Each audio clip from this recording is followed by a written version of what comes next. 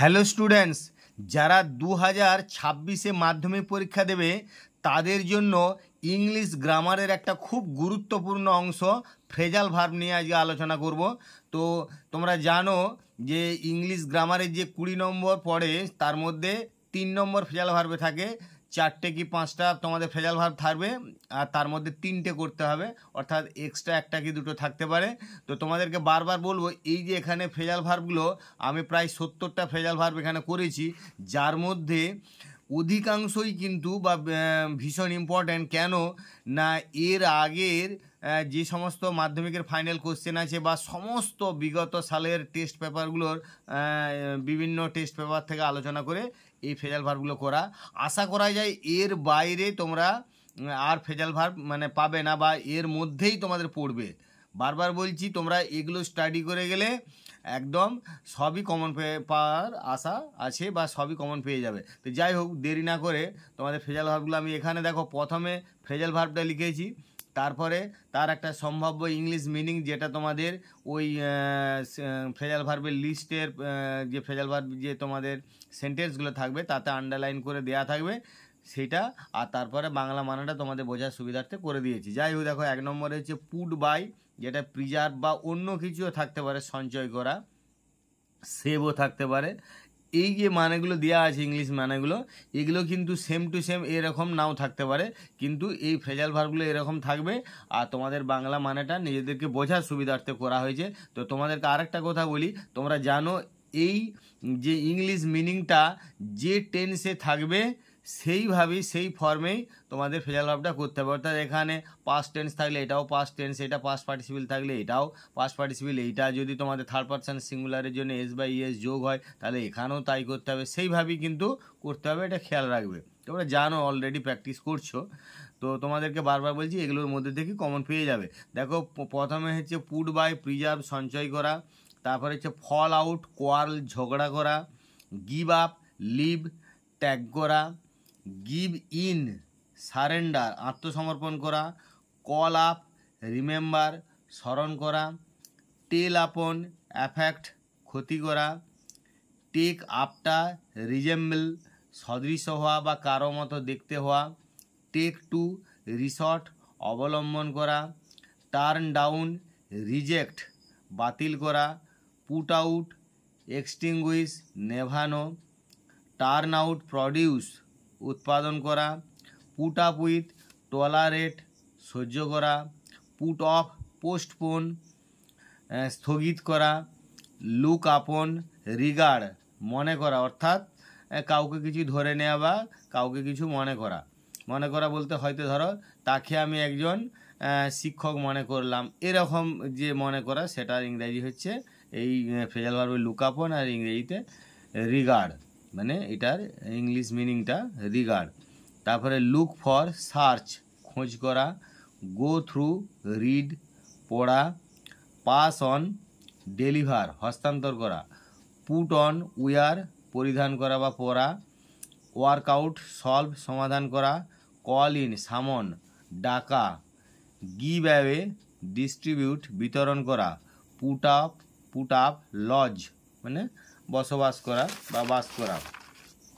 তারপরে দেখো, shoot up increase বৃদ্ধি পাওয়া, টেক অন ফেস প্রতিযোগিতার মুখোমুখি হওয়া। যেমন ধরো বলা হলো যে England tax on India in the first one day international cricket tournament. এই যে টেক অন এইটা হচ্ছে ফেস বা প্রতিযোগিতা মুখোমুখি হওয়া।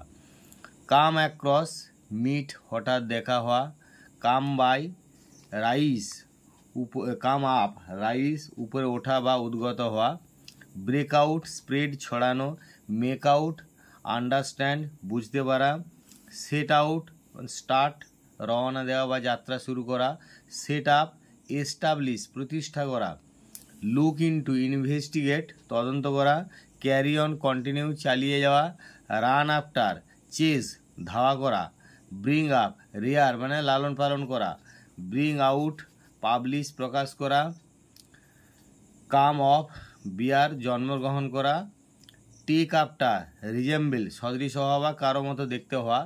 দু একটা ফ্রেজাল ভার্ব রিপিট হয়ে গেছে, তো তোমরা নিজেরাই বুঝতে পারছো, তাতে কোনো প্রবলেম কিছু নাই। শুধু তোমরা একটু কমেন্ট বক্সে এটা যেন আর কমেন্ট করো না, কারণ এটা রিপিট হয়েছে। কিপ অন, কন্টিনিউ, চালিয়ে যাওয়া। গিভ আউট, এমিট, নির্গত করা বা নির্গত হওয়া। টেল আপন, অ্যাফেক্ট, ক্ষতি করা। অ্যাভয়েড বাই, ওবে, মেনে চলা। গিভ ইন, সারেন্ডার, আত্মসমর্পণ করা। গিট ওভার অর্থাৎ ওভারকাম, জয় করা মানে কষ্ট ইত্যাদি যে জয় করা সেটাকে বলা হচ্ছে গেট ওভার বা ওভারকাম। পাস অ্যাওয়ে, ডাই, মারা যাওয়া। উইয়ার, পুট অন, পরিধান করা। পুট অ্যাবাউট, স্প্রেড মানে ছড়ানো বা প্রচার করা। তারপরে দেখো কল আপ, রিমেম্বার, স্মরণ করা। কাট ডাউন, রিডিউস, কমানো। লুক ডাউন আপন, হেট, ঘৃণা করা।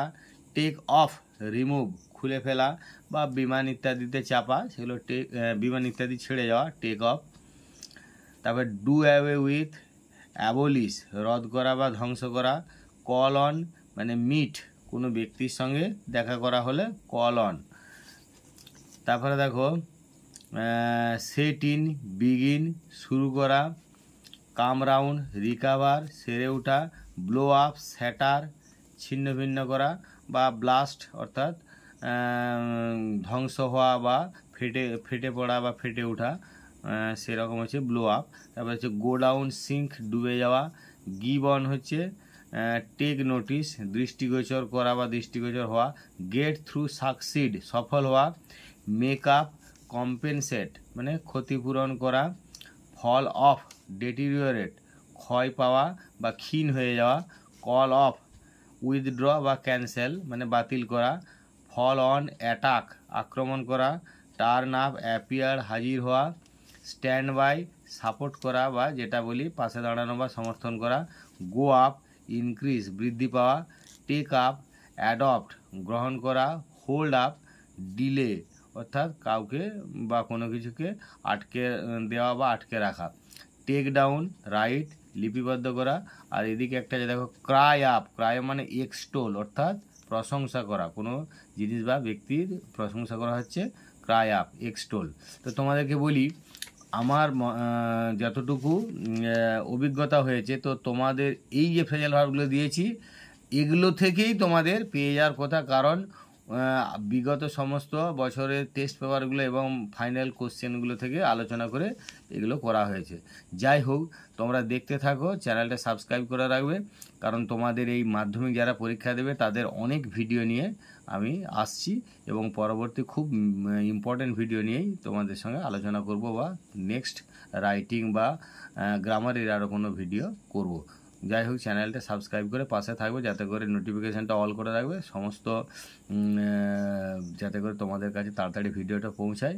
যে কোনো ভিডিও করলে পৌঁছাতে গেলে একটু নোটিফিকেশানটা অল করে রাখবে। তোমাদের অসংখ্য ধন্যবাদ, কারণ তোমরা এই ভিডিওটা অনেকক্ষণ ধরে ধৈর্য ধরে দেখছো।